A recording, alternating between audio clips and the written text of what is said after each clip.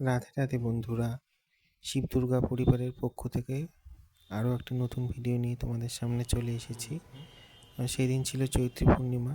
তো আমার বাড়িতে সত্যনারায়ণ পূজা ছিল, তো তারই কিছু মুহূর্ত আমি তোমাদের সাথে শেয়ার করছি। তোমরা পূজার বিভিন্ন মুহূর্ত দেখো, আনন্দ উপভোগ করো এবং আমার চ্যানেলটিকে সাবস্ক্রাইব করো, ভিডিওটিকে লাইক করো, পাশে থেকো। এটাই তোমাদের কাছে আমার অনুরোধ রইল। তোমরা সবাই পুজোর ভিডিও দেখো, পুজো পরিবারে শেয়ার করো।